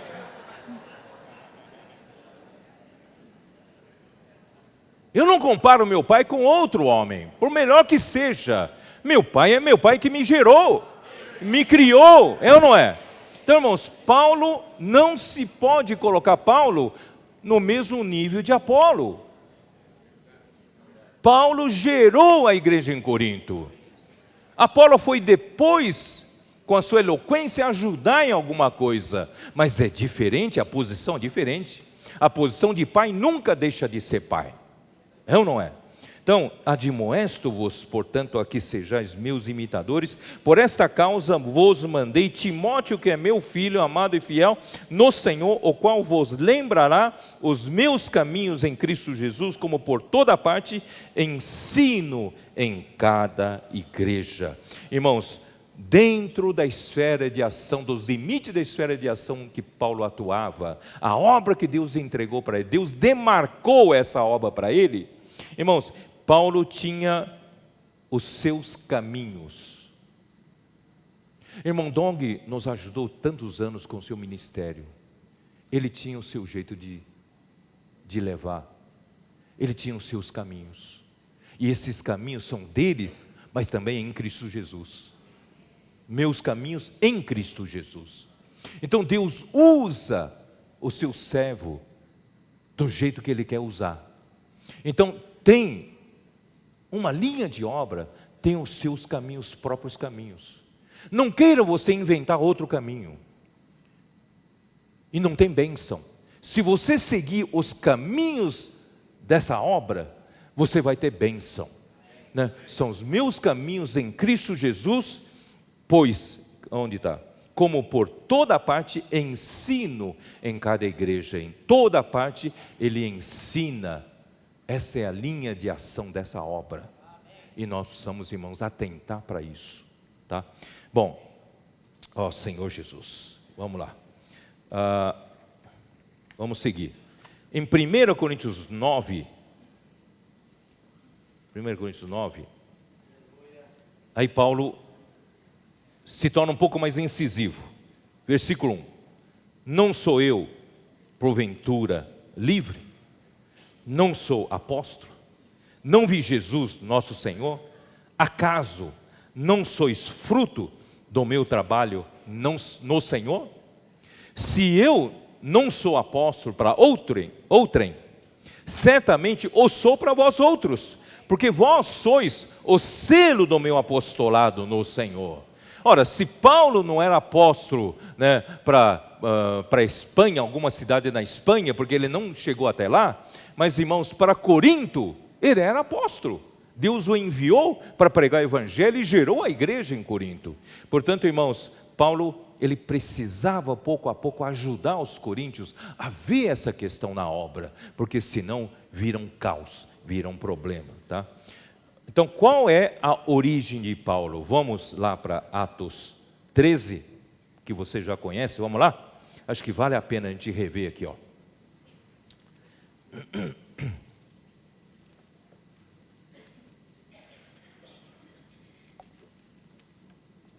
Havia na igreja de Antioquia profetas e mestres: Barnabé, Simeão por sobrenome Níger, Lúcio de Cirene, Manaém, Colasso de Herodes, o tetrarca e Saulo. E servindo eles ao Senhor e jejuando, disse o Espírito Santo. Irmãos, é muito interessante isso. Disse o Espírito Santo enquanto esses estavam servindo ao Senhor e jejuando. E o que disse? Que disse o Espírito Santo? Separai-me agora, Barnabé e Saulo, para a obra que eu os tenho chamado. Então Deus tem uma obra para realizar, e Deus, através do Espírito Santo, chamou a Barnabé e chamou a Saulo. Esse foi o início do apostolado de Saulo. Aí quando chegou no final dessa primeira viagem, eles foram para Jerusalém para tratar do assunto dos judaizantes que estavam pregando, né, a circuncisão e a lei de Moisés para as igrejas. E Paulo então foi junto com Barnabé tratar do assunto, e ali Paulo encontrou-se com, né, vamos dar uma olhada aqui em Gálatas. Consegue abrir a sua Bíblia em Gálatas? Gálatas, versículo 1, Paulo já disse: Paulo, apóstolo, não da parte de homens, nem por intermédio de homem algum, mas por Jesus Cristo e por Deus Pai, que o ressuscitou dentre os mortos. Paulo já deixou claro, eu não sou enviado por nenhum homem, é por Deus, por Cristo Jesus e por Deus Pai. Aí no versículo 11, faço-vos, porém, saber, irmãos, que o evangelho por mim anunciado não é segundo o homem, porque eu não o recebi, nem o aprendi de homem algum, mas mediante a revelação de Jesus Cristo.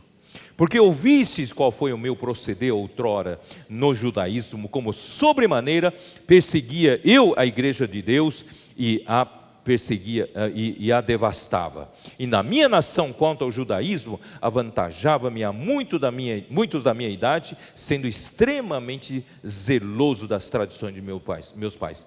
Quando, porém, ao que me separou antes de eu nascer e me chamou pela sua graça, aprouve revelar seu Filho em mim, para que eu pregasse entre os gentios, sem detença, não consultei carne e sangue, nem subi a Jerusalém para os que já estavam antes de mim, mas parti para as regiões da Arábia e voltei outra vez para Osasco. Osasco não, Damasco,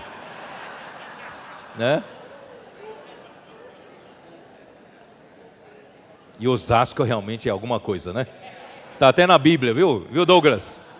Osasco está aqui na Bíblia, maravilha. Capítulo 2, versículo 7. Antes, pelo contrário, quando viram que o evangelho da incircuncisão me fora confiado, como a Pedro ou da circuncisão, irmãos, aqui já ficou claro, havia duas linhas de trabalho.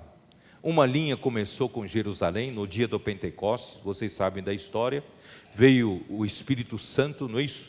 Como um vento, e distribuição de línguas, e ali passaram a falar línguas, e ali houve o início da igreja de Jerusalém. E ali principalmente os circuncisos foram salvos. E agora Deus estava levantando Paulo e Barnabé para uma outra linha. Essa outra linha de obra é para os incircuncisos, para os gentios, Versículo 8, pois aquele que operou eficazmente em Pedro para apostolado da circuncisão, também operou eficazmente em mim para com os gentios. E quando conheceram a graça que me foi dada, Tiago, Cefas e João, você vê, o Tiago já estava na frente, e Tiago não era apóstolo. Esse Tiago aqui não é aquele apóstolo, irmão de João, que aquele Tiago já tinha sido martirizado. Esse Tiago aqui é irmão de Jesus, era irmão de Jesus. Então, Tiago já estava na frente. Tiago, Cefas e João, que eram reputados colunas, me estenderam a mim e a Barnabé a destra de comunhão, a fim de que nós fôssemos para os gentios e eles para a circuncisão, recomendando-nos somente que nos lembrássemos dos pobres, o que também me esforcei por fazer. Irmãos, ficou claro que Deus estabeleceu essas duas linhas de ação, essas duas linhas de obra, uma para os circuncisos, outra para a incircuncisão. E Paulo, sim, foi encarregado, foi separado em Atos capítulo 13, pelo Espírito Santo, para essa obra. Quem iniciou essa obra é o Espírito Santo. E durante todo esse tempo, irmãos, o Espírito dirigiu a Paulo. E Deus deu revelações através de revelações para Paulo. E hoje, irmão, nós temos tantas riquezas através das epístolas de Paulo, irmãos, porque esse homem é de fato um homem levantado por Deus. Verdadeiramente um apóstolo dos gentios. Você reconhece ou não reconhece isso?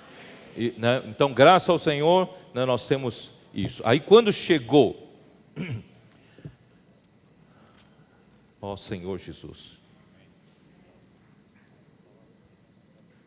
2 Coríntios 13, último capítulo da sua segunda carta, ele tinha que tratar de um assunto.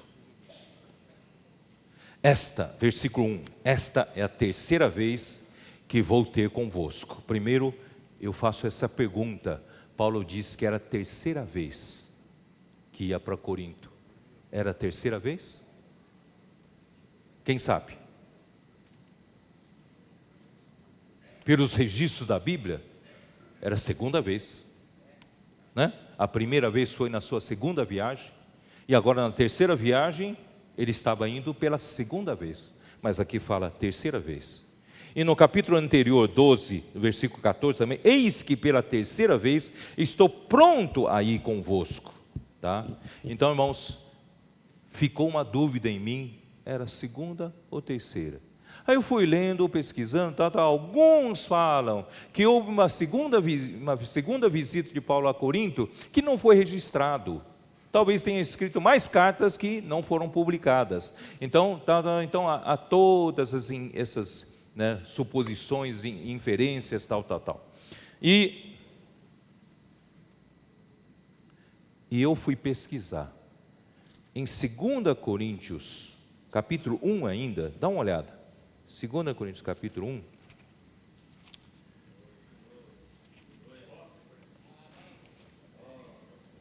No versículo 15.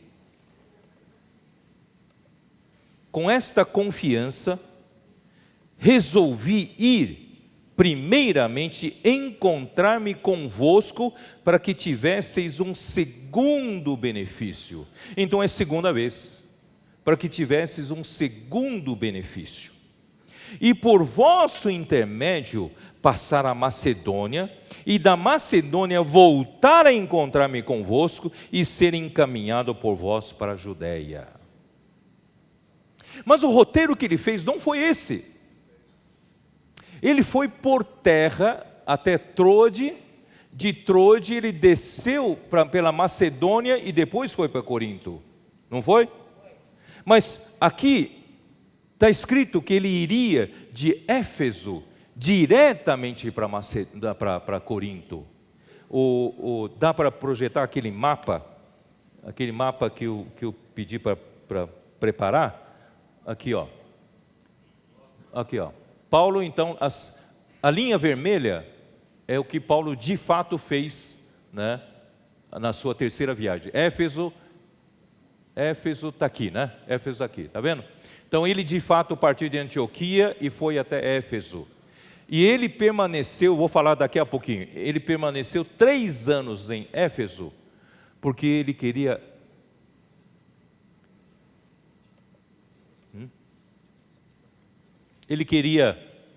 Ele queria estabelecer um centro de obras aqui em Éfeso, tá? E segundo o que ele escreveu aqui em 2 Coríntios capítulo 1, ele planejava ir para Corinto diretamente de Éfeso. Por quê? Porque quando terminou a segunda viagem, ele voltou de Corinto para Éfeso de navio. Voltou aqui, ó. Olha aqui, isso aqui tudo é por terra aqui, tá vendo? Por terra ele daria essa volta toda, mas de navio é isso aqui, ó. Então ele tinha planejado ir de Éfeso a Corinto, e de Corinto visitar a Macedônia, e depois de Macedônia voltar para Corinto. Era o plano original dele, tá? Mas não deu certo, ele não fez. E por não fazer, ele foi muito criticado pelos coríntios. Justamente porque os coríntios estavam naquela fase, naquele ambiente de eu sou de Apolo e eu sou de Pedro. Vocês entenderam como eu sou de Pedro e eu sou de Paulo? Então você vê como uma pequena questão não resolvida, irmãos, causa tantos problemas. Então começaram a criticar ele. Olha aqui, versículo 13, versículo 17.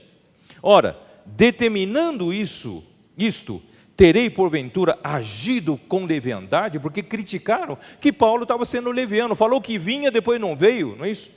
Ou, ao deliberar, acaso delibero segundo a carne? De sorte que haja em mim simultaneamente o sim e o não? Antes, como Deus é fiel, a nossa palavra para convosco não é sim e não.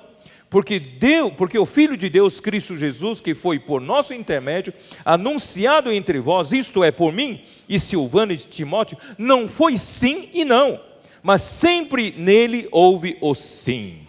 Porque quantas são as promessas de Deus, tantas tem nele o sim.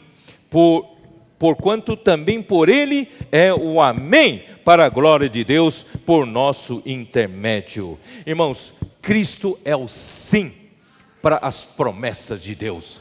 Como você toma posse das promessas de Deus, irmão, é Cristo. É por meio de Cristo, porque Cristo não é não, Cristo é sim. Cristo é sim. E nós não somos aquele homem dúbio, sim e não. Não, Paulo não era dúbio. Paulo decidiu ir, mas não deu certo para ir. Aí houve essa série de críticas. Então, esta sim foi a segunda vez com a intenção dele visitar, né? Então, vamos agora para 2 Coríntios 12, versículo 14, que diz: eis que pela terceira vez estou pronto a ter convosco. Então, já a terceira vez que estou pronto, quer dizer, a terceira vez que eu me prontifiquei, porque houve uma vez que ele prontificou, mas não se realizou. E aqui no capítulo 13, esta é a terceira vez que vou ter convosco, né? Esse vou ter convosco, ali pode também ser traduzido para eu vou estar pronto para ter convosco. Não é de fato, né, ter convosco. Então, é a terceira vez que eu me apronto, eu me preparo para ir até vós, tá? Bom, por boca, versículo, aqui eu quero entrar. Por boca de 2 ou 3 testemunhas, toda questão será decidida. Preste atenção, isso aqui é o último capítulo da segunda carta aos Coríntios. Qual é a questão não resolvida ainda? Ele já falou sobre o ministério da Nova Aliança, ele falou dos ministros da Nova Aliança. Irmãos, no fim, ele falou, eu tenho que deixar claro. O que? Versículo aqui, ó. Versículo 2. Já o disse anteriormente, e torno a dizer, como fiz quando estive presente, né, ou quando estive pronto para estar presente pela segunda vez. Isso aqui é o que estava 2 Coríntios 1. Ele se aprontou para ir. Mas agora, estando ausente, o digo aos que outrora pecaram, e a todos os mais que outra vez for, não os pouparei, posto que buscais prova de que em mim Cristo fala, o qual não é fraco para convosco, antes é poderoso em vós. Irmão, Cristo tem usado Paulo, ele entrou em fraqueza, em temor e grande tremor no meio dos coríntios, mas irmãos, o efeito disso foi uma demonstração do poder de Deus, porque Deus nos usa, irmão, em fraqueza. Por isso Paulo em 2 Coríntios fala, quando sou fraco, aí que eu sou forte. Então, irmãos, quem tem que ser forte não é você, quem tem que ser forte é o Senhor em você. E nós estamos sempre em fraqueza, em temor e tremor. Quando você acha, deixa comigo que eu vou resolver, eu sei fazer as coisas, irmãos, você está entrando de uma maneira errada. Nós sempre entramos de maneira fraca e Deus demonstra o seu poder. Porque, de fato, foi crucificado em fraqueza. Cristo foi crucificado em fraqueza. Contudo, vive pelo poder de Deus. Porque nós também somos fracos nele, mas viveremos com poder para vós outros, pelo poder de Deus. Examinai-vos a vós mesmos se realmente estáis na fé, provai-vos a vós mesmos, porque não reconheceis que Jesus Cristo está em vós, se não é que já estáis reprovados. Mas espero reconheçais que não somos reprovados. Estamos orando a Deus para que não façais mal algum, não para que simplesmente pareçamos aprovados, mas para que façais o bem, embora sejamos tidos como reprovados. Se os irmãos entenderam, Paulo estava reivindicando a sua autoridade apostólica, não para envergonhar os coríntios, não para provar que eles estavam errados e Paulo estava certo. Paulo não estava preocupado com isso. Paulo queria aperfeiçoá-los. Paulo estava preocupado que eles não conheciam essa questão tão importante na obra de Deus. Paulo não está preocupado em provar que ele é certo. Então, no versículo 8, porque nada podemos contra a verdade, senão em favor da própria verdade. Isso o Bolsonaro usa bastante, não é isso? Porque nos regozijamos quando nós estamos fracos, e vós fortes. E é isto que pedimos, o vosso aperfeiçoamento. Irmãos, a fraqueza dos apóstolos é para produzir força nos santos. E o que interessa ao apóstolo era o aperfeiçoamento. Não é provar que ele estava certo. Porquanto escrevo estas coisas, estando ausente, para que estando presente, não venha a usar de rigor, segundo a autoridade que Deus me conferiu para edificação e não para destruir. Irmãos, Paulo prova aqui, mostra aqui que Paulo tinha essa autoridade apostólica para falar duro assim com a igreja de Corinto, não para envergonhar, não para entristecer, é mais para aperfeiçoar. Porque essa questão da obra, irmãos, é uma questão crucial. Se nós não resolvermos, nós vamos causar confusão na obra do Senhor. Graças ao Senhor por esse exemplo, não é isso? Ó Senhor Jesus. Então vamos lá. Deixa eu ver para onde nós vamos. Eu tenho tanta coisa aqui que eu preparei, não vou falar, né? Eu preciso provar para vocês que Éfeso era um centro de obra. Vamos lá? Vamos lá.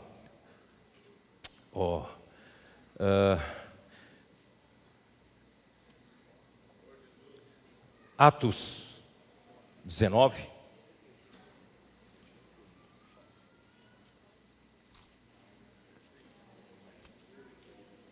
Os irmãos que precisam sair mais cedo ainda me toleram mais um pouco, porque essa parte aqui é muito importante, tá? Muito importante.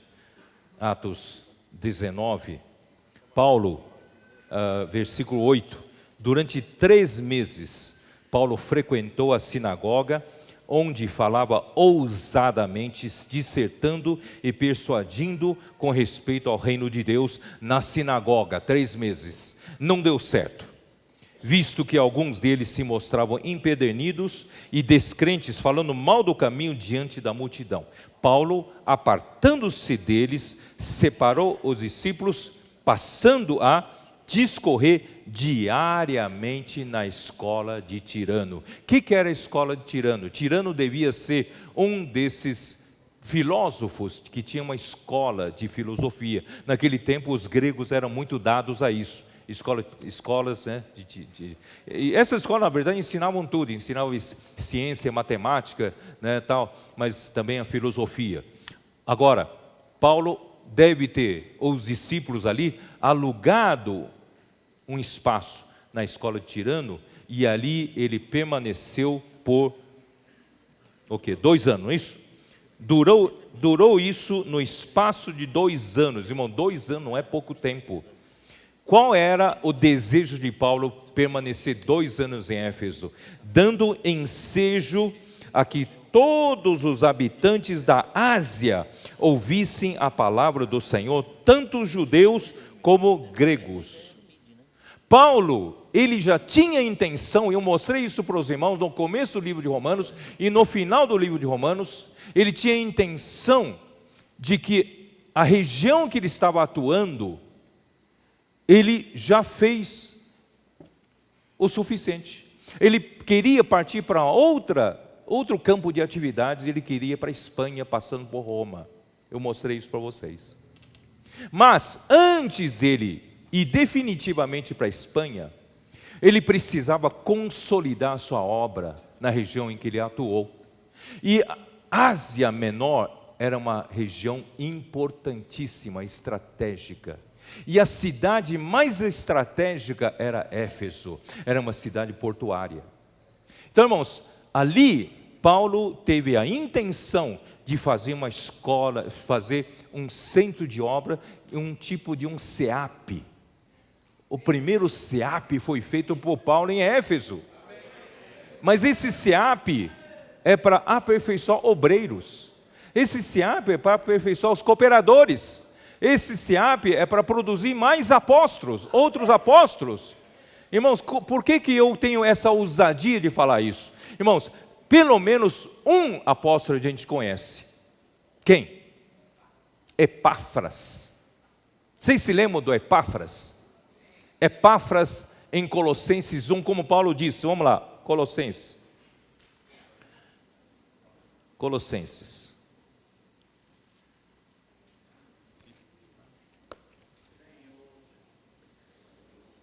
Versículo 7.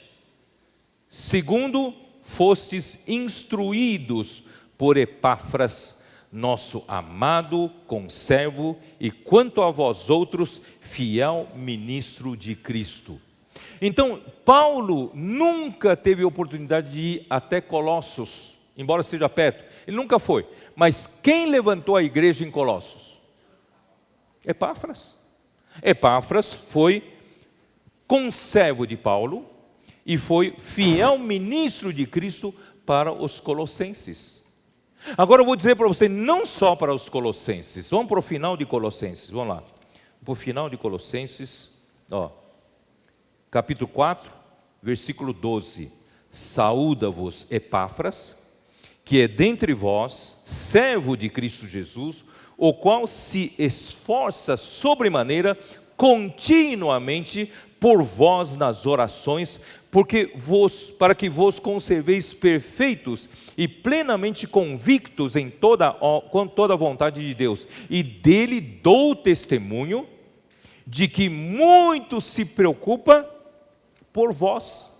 E não só por vós, pelos de Laodiceia e pelos de Hierápolis. Irmãos, é maravilhoso. Durante esses 2 anos na escola de Tirano, Paulo produziu pelo menos esse Epáfras. E Epáfras já, o quê? Levantou a igreja em Colossos, levantou a igreja em Laodiceia, levantou a igreja em Hierápolis. Com isso ele queria consolidar a sua obra ali.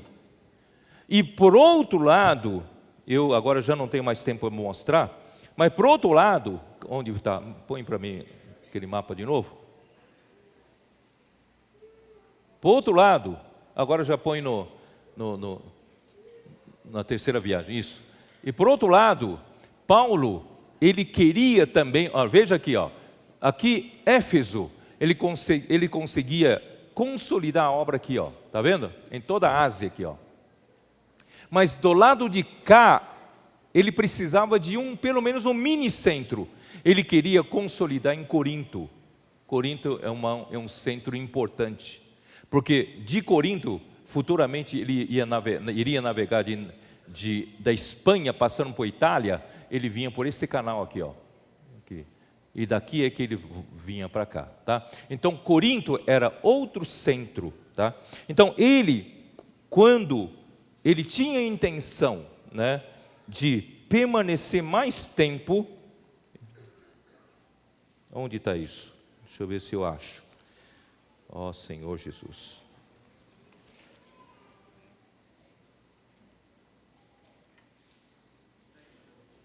Bom, depois eu mostro para vocês. Ele não queria passar por Corinto só de passagem. Ele tinha a intenção de permanecer um tempo em Corinto, tá? Capítulo 16, 1 Coríntios 5, versículo 5, aqui. Irei ter convosco por ocasião da minha passagem pela Macedônia, porque devo percorrer a Macedônia, e bem pode ser que convosco me demore, ou mesmo passe o inverno, para que me encaminheis nas viagens que eu tenho que fazer. Porque não quero agora ver-vos apenas de passagem. Não quero ver-vos agora apenas de passagem, pois espero permanecer convosco algum tempo, se o Senhor o permitir. Então ele tinha intenção, da mesma forma como ele fez em Éfeso, um centro de obra, aperfeiçoando obreiros, ele queria em Corinto também, é um ponto estratégico, permanecer algum tempo, fazer um mini centro, de aperfeiçoamento, para aperfeiçoar os obreiros ali da região. Por isso ele não queria passar de passagem, só que por causa das circunstâncias, irmãos, ele realmente fez só de passagem. Quando ele foi em Corinto, ele queria navegar de navio, e ali os judeus estavam armando uma emboscada. Aí ele então teve que ir por terra, deu toda essa volta. Vocês estão vendo que a segunda viagem, ele queria, pegar um navio aqui, e já direto para cá, né? E já direto para cá, para Tiro, vir para Jerusalém. Mas ele aqui percebeu que tinha os judeus armaram uma emboscada aqui no porto. Ele teve que voltar aqui, ó, voltar por terra, e fez tudo isso aqui, ó. Aqui que ele veio de navio, foi para Mileto, né? E chegou até Tiro.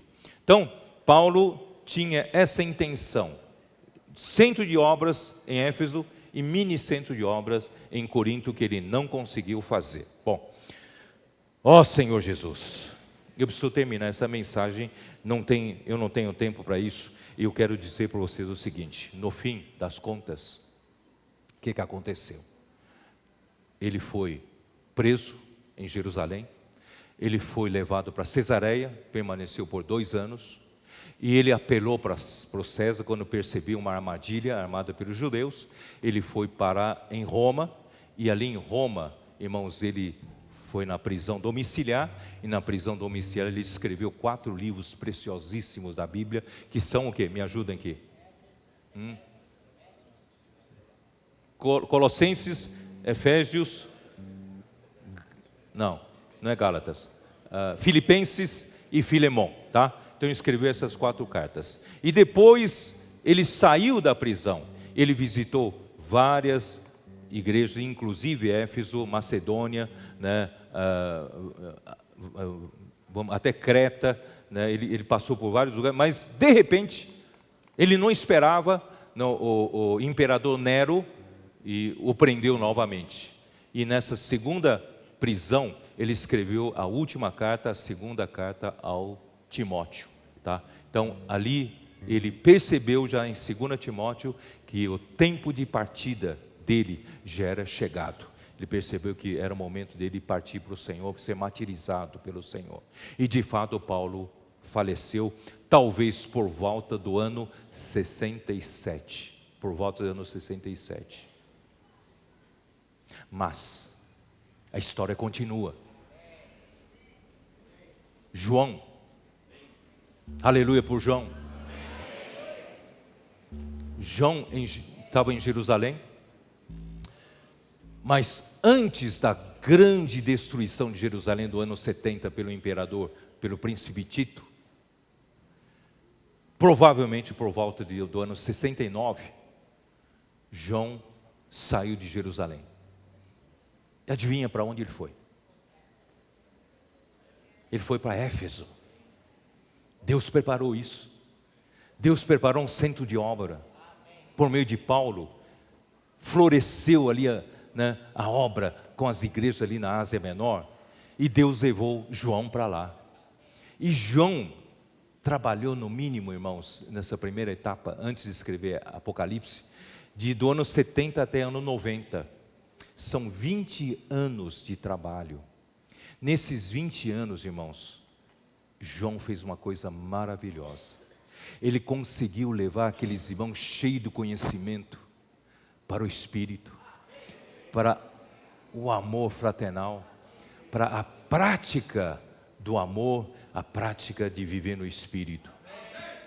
E eles mudaram. A igreja em Éfeso, que era cheio de... Eles vigiavam para verificar quem é apóstolo verdadeiro, quem não é apóstolo verdadeiro, quem é falso profeta, quem não. Eles eram assim muito vamos avaliar isso, vamos avaliar aquilo. Mas quando chegou na época de João, irmãos, a igreja se tornou uma igreja desejável. Essa igreja desejável vai trazer o Senhor de volta. E no ano 90, provavelmente por volta do ano 90, e alguma coisa aconteceu que João não se prostrou para adorar, ou prostrou-se diante do imperador Domiciano, e ele foi banido para a ilha de Patmos. Patmos é uma ilha que ficava em algumas dezenas de quilômetros pelo mar, de Éfeso, é isso, né? Aqui, né? Não sei se dá para ver. Aqui, ó. Onde está Pátio? Esse aqui? Aqui, ó. Ah, tá. Está aqui, ó. Tá? Então, é próximo de Éfeso, tá? Então, João foi banido lá pelo imperador Domiciano. E ali, a história conta que ele permaneceu uns 4 anos lá. E ali ele teve a visão de Apocalipse, a revelação de Jesus Cristo. Maravilhoso, escreveu o livro de Apocalipse. Irmão, saiu de lá, voltou para Éfeso, para continuar consolidando as igrejas lá. E ali ele escreveu a primeira epístola de João, a segunda epístola de João, a terceira epístola de João. E provavelmente o Evangelho de João deve ter escrito também perto de quando ele escreveu o Apocalipse. Por isso, irmãos, João deu a sequência ao ministério de Paulo. E o ministério de João é o único ministério que não termina com a morte dele. Porque em João, no último capítulo de João, quando Pedro pergunta para Jesus, e quanto a este? Aí Jesus fala assim, se eu quero que ele permaneça até que eu volte, que te importa? Então, começaram a dizer que João não ia morrer. Por isso, tem até um dito, um conto, uma lenda, de que quando o imperador, como é que é o imperador que adotou o cristianismo? Constantino, quando o imperador Constantino quis homenagear o túmulo de João, e que fazia uma igreja, né, em cima do túmulo, foram tirar o caixão estava vazio. Dizem que por isso que em João ali fala que ele não ia morrer, né, porque o caixão estava vazio. Isso tudo é lenda, tá? Não é que João não ia morrer, mas o seu ministério ia permanecer até a volta do Senhor. Eu vou aproveitar para encerrar aqui. Qual é o nosso ministério? O nosso ministério é esse ministério que começou em Antioquia. O nosso ministério foi esse que nós recebemos toda a instrução nas verdades através do ministério de Paulo. Nós fomos muito ajudados pelos servos do passado, Watchman Nee, Witness Lee, não é isso? Na consolidação das verdades, nós conhecemos as verdades, com Paulo em Éfeso, deu muitas verdades ali, irmãos. Até hoje a gente fica maravilhado com tanta revelação de Paulo. Mas, esse ministério foi complementado pelo ministério de João, que não nos deixou apenas no conhecimento, que nos levou para a prática desse ministério. Nos levou de fato, irmãos, para viver no Espírito. O ministério de João é tão misterioso, tão difícil de explicar, que eu não sei explicar. Se você perguntar para o irmão Lee, ele vai dizer assim, ministério do irmão João, eu não sei nem como dizer, porque nós, perto desse ministério, nós ainda estamos no jardim de infância. O ministério de Paulo abriram várias portas e janelas do céu para nós vermos as revelações, mas o ministério de João não tem porta, não tem janela, é o céu completo.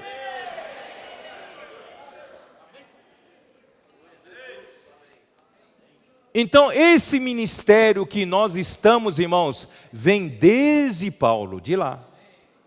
Nós estamos nesse ministério. Você acredita nisso?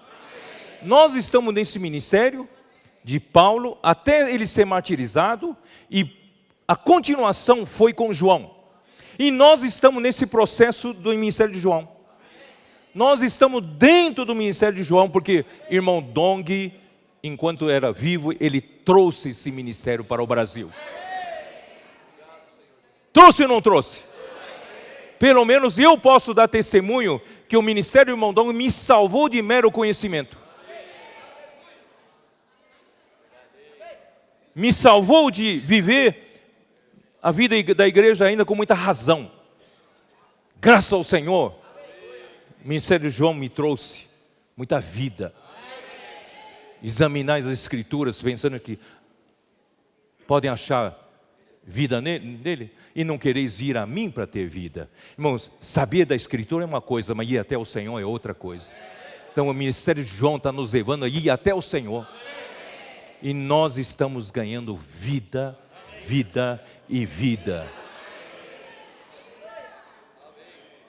E esse ministério em que nós estamos vai permanecer até a volta do Senhor. Não espere por outros para realizar o que falta realizar. Irmãos, somos nós mesmos. Como o irmão Alcide diria, é nós. É nós ou nós, né? Só temos nós para fazer isso. O Senhor conta conosco. Por isso, irmãos, vamos aproveitar toda a palavra profética. Comportagem dinâmica, vamos entrar de cabeça. Avança jovem, vamos entrar de cabeça. Grupo familiar de cuidado, multiplicação, vamos entrar de cabeça. Pregar evangelho, usando jornal, usando livros, vamos entrar de cabeça nessa. Não deixe o programa Livro na Minha Mão acabar. Seja fiel no seu pagamento para manter esse programa. É importante, vamos permanecer nisso. Vamos pregar evangelho em todas as cidades. Vamos entrar em todos os bairros. Os nossos jovens cooperadores aqui em São Paulo já estão fazendo um projeto para a gente começar a evangelizar a zona leste de São Paulo. Uma região tão populosa, tão cheia de gente, nós ainda temos pouco testemunho lá. Irmãos, com esse espírito, irmãos, nós vamos ir até o final. Amém, irmãos? E você pode fazer parte. Você pode, a partir de hoje, irmãos, ver oportunidades que surgem no dia a dia para você levar Deus para as pessoas. Para você levar uma oração para uma pessoa necessitada, uma pessoa aflita, precisando de uma salvação. Você pode levar.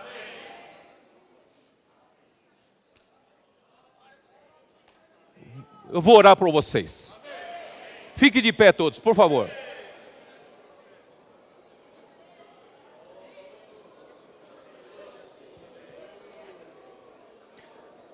Senhor Jesus, em Teu nome, nós pedimos, Senhor, já que o Senhor nos deu essa revelação tão elevada, mostrando, irmão, Senhor, que nós somos realmente esse povo que o Senhor pode contar, para que o Senhor possa voltar um dia mais cedo. Senhor Jesus, empodera-nos, revista-nos com poder do Espírito. E nós mesmos cada dia experimentamos o morrer. Experimentamos a cruz de Cristo. Nós não somos nada. Esse ministério é para pregar o Cristo crucificado. E nós mesmos vivendo o morrer de Jesus a cada dia.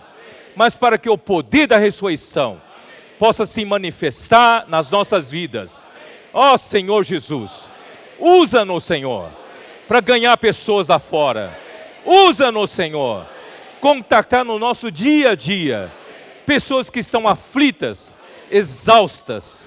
Senhor, usa-nos para levar Deus até elas. E cada pessoa que o Senhor entregar para nós tem um encontro vivo com Deus verdadeiro. Oh, Senhor, e isso mude a vida delas. Senhor, eu entrego cada um nas suas mãos. Oh, não deixa que nenhum seja infrutífero.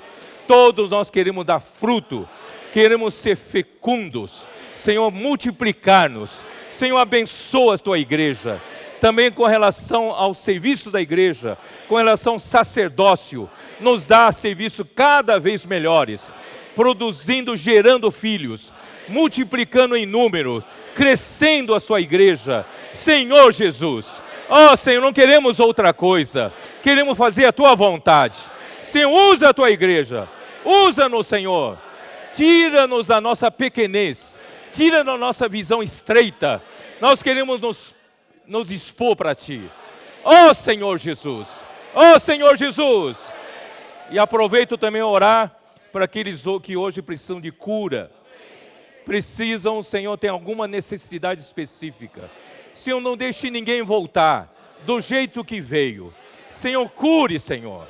Senhor, se alguns precisam de cura, Tu és o Deus da cura. Ó Senhor Jesus, o homem não pode resolver problema de homens. Deus pode. O Senhor pode. Ó Senhor Jesus. Também tantos anseios no coração dos irmãos. Tantas aflições no coração dos irmãos. Senhor, essa manhã desata. Ó Senhor, libera essas pessoas. Para que todos sejam membros frutíferos. Ó, para levar o teu evangelho adiante. Para pregar que Jesus é o Senhor. Ó Senhor, despedimos essa multidão em paz. Guarda-os pelo caminho. Senhor Jesus. Jesus é o Senhor.